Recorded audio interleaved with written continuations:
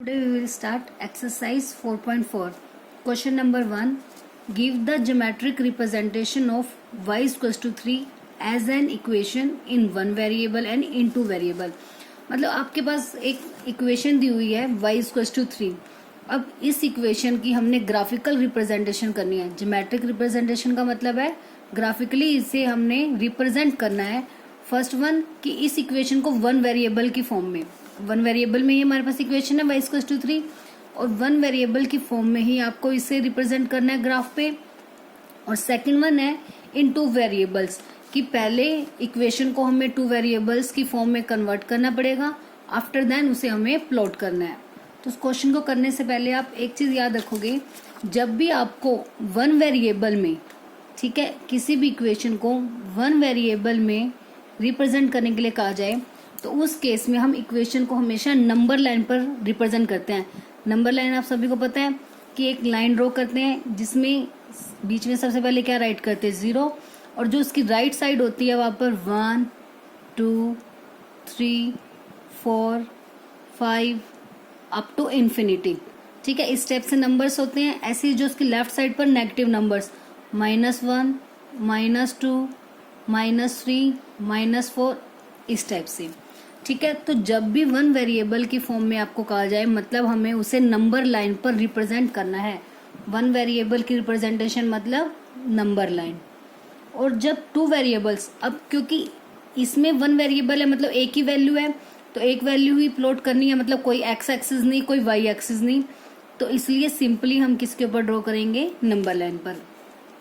अब जब two variables की बात आती है तो टू वेरिएबल्स में हमारे पास दो वेरिएबल्स हो जाते हैं, फर्स्ट वन x और सेकंड वन इज y.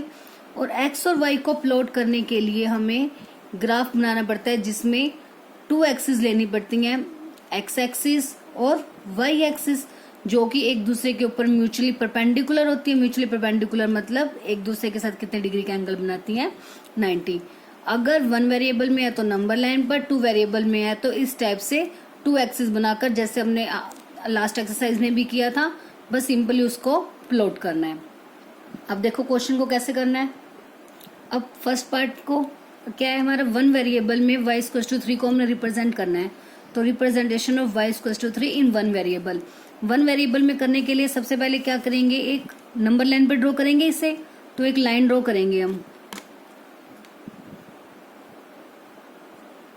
ठीक है, कहीं पर भी बीच में हमने एक ले लिया 0 और y की वैल्यू कितनी है 3, तो हाईएस्ट पॉइंट मतलब हमें 3 तक चाहिए, तो आप उससे एक्स्ट्रा कितने भी 1-2 पॉइंट्स और प्लॉट कर सकते हो.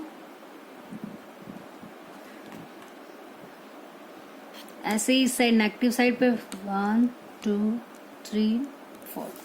ठीक है, ये बन गई हमारी एक नंबर लाइन.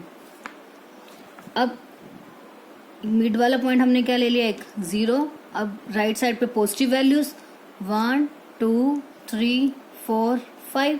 ऐसे इस साइड पे -1 -2 -3 एंड -4. अब इसमें कोई एक्स एक्सिस वाई एक्सिस नहीं होता, सिंपल एक नंबर लाइन है. हमने पॉइंट प्लॉट करना है क्या, y इक्वल्स टू 3 मतलब 3 वैल्यू. अब इसमें जो 3 पॉजिटिव 3 है तो राइट साइड पे होगा 0 की, और ये रहा 3, तो जो ये पॉइंट होगा ये है हमारा equation y is equals to 3. तो बस जब भी नंबर लाइन वन वेरिएबल में कहा जाए तो आपने सिंपली नंबर लाइन पर प्लॉट करना है, जो आप ऑलरेडी पहले भी अपनी लोअर क्लासेस में कर चुके हैं. ठीक है, अब सेकंड है कि इन टू वेरिएबल्स. अब टू वेरिएबल्स में इसको हमने प्लॉट करना है, रिप्रेजेंट करना है, तो उस केस में सबसे पहले जो इक्वेशन है वो भी टू वेरिएबल्स में बनानी चाहिए. हमें पता है जो इक्वेशन होती है टू वेरिएबल की वो किस फॉर्म में होती है, ax plus by plus c equals to 0, इसी फॉर्म में होती है. ठीक है, और जो फर्स्ट एक्सरसाइज थी उसमें हमने इस टाइप की इक्वेशन को इस फॉर्म में चेंज भी किया था. वो कैसे करते हैं, अब जैसे y सबसे पहले होता है ax, x वाली तो कोई टर्म नहीं है हमारे पास, तो जो नहीं है उसके प्लेस पर हम क्या राइट कर सकते हैं, 0.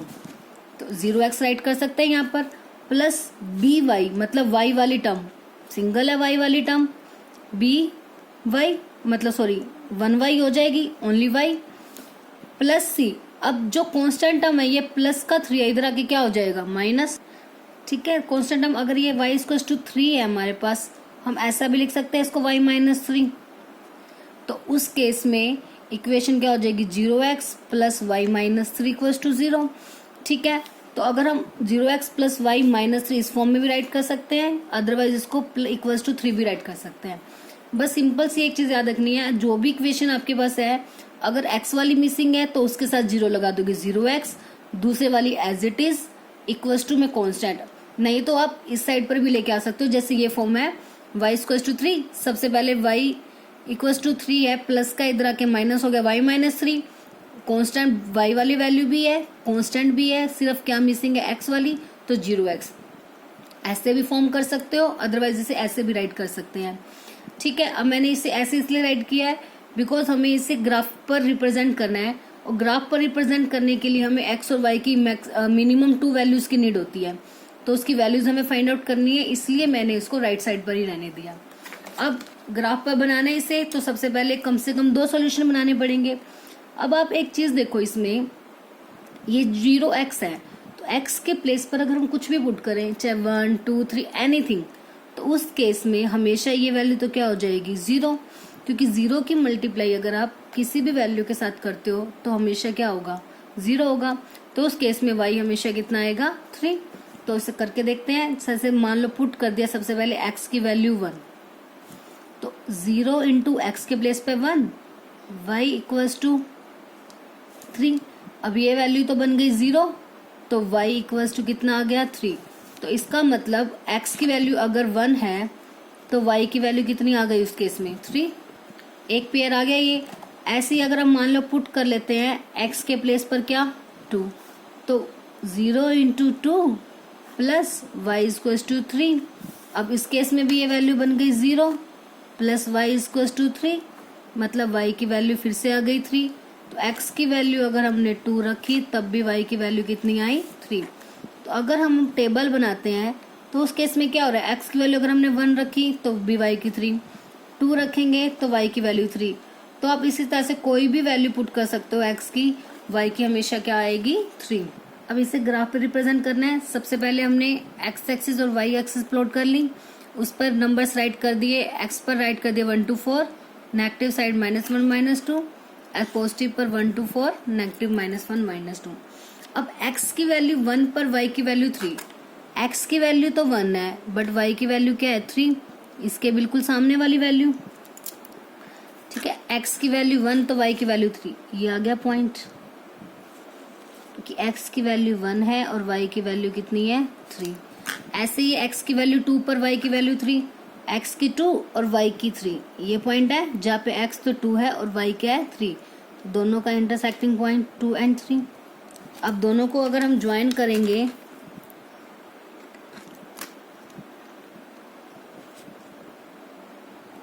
तो ये लाइन आ गई।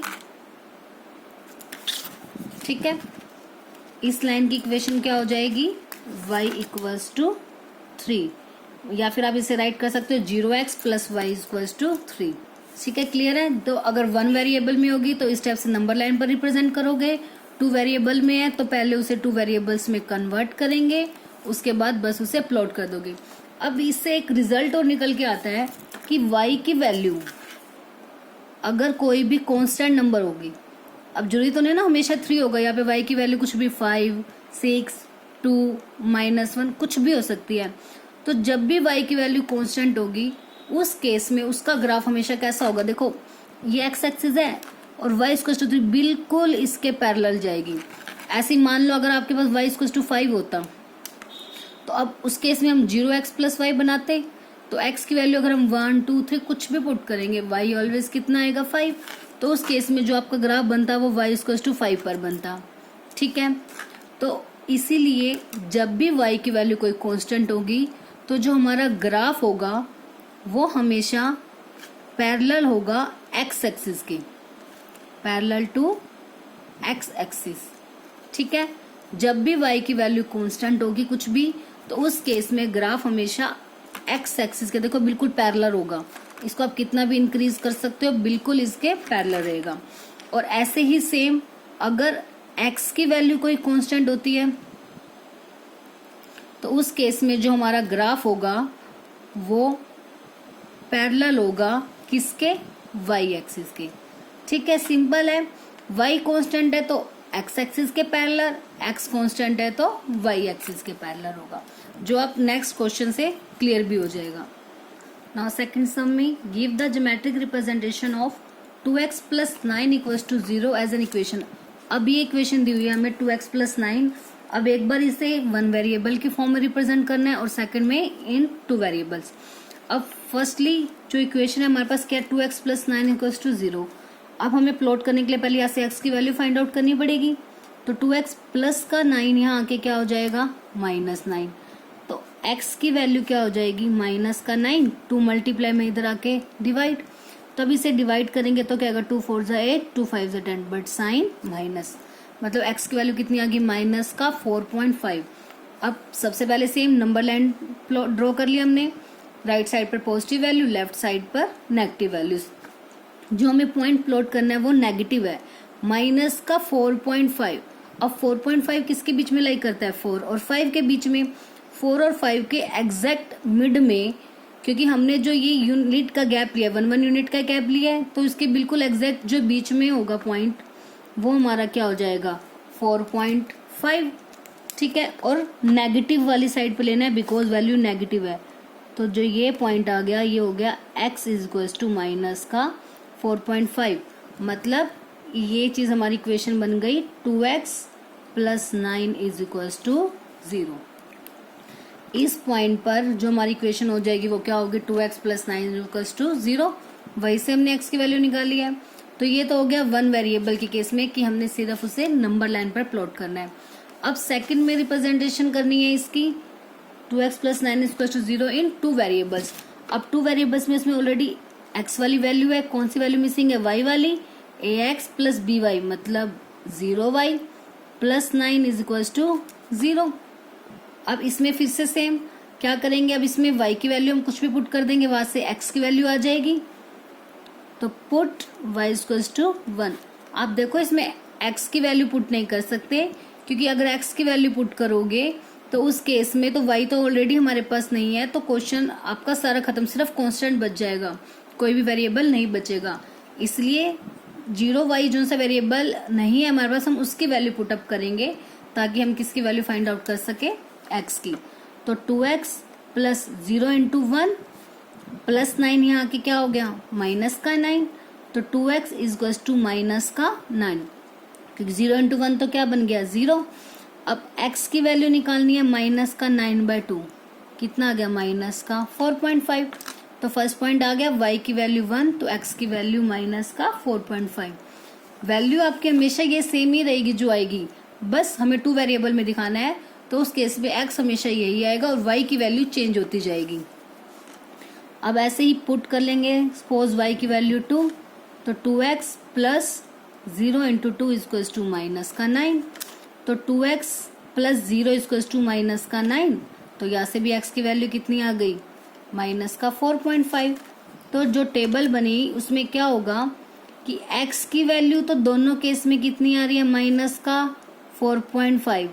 जब हमने y की वैल्यू 1 रखी तब भी, और y की वैल्यू 2 रखी तब भी x की वैल्यू कितनी आ रही है, माइनस का 4.5। बस अब इसे ग्राफ पे प्लॉट करते हैं। सबसे पहले हमने x axis y axis draw कर ली। अब क्या पॉइंट्स प्लॉट करने हैं, x की वैल्यू माइनस का 4.5, y की वैल्यू 1, y की वैल्यू पॉजिटिव 1 है तो y की वैल्यू 1 पे x की माइनस 4.5। तो माइनस 4.5 कहाँ होगा, लेफ्ट साइड पे। तो माइनस का 4.5 4 और 5 के बिल्कुल बीच में, तो इसके मिड में x y का 1 और x की माइनस 4.5।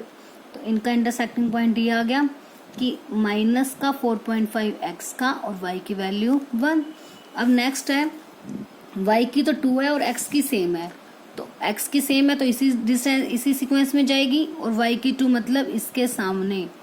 तो ये पॉइंट आ गया कि x की सेम y की 2। तो बस अब इनको ज्वाइन करेंगे, देखो x की वैल्यू कोई कांस्टेंट थी जब हमारे पास, उस केस में ग्राफ किसके पैरेलल आ गया, y एक्सिस के। ठीक है, तो ये चीज याद रखनी है कि जब भी ग्राफ, ये शॉर्ट क्वेश्चंस के लिए आपके इंपॉर्टेंट क्वेश्चन है कि अगर y की वैल्यू कांस्टेंट है तो ग्राफ x एक्सिस के पैरेलल होगा, x की वैल्यू कांस्टेंट है तो ग्राफ y एक्सिस के पैरेलल होगा।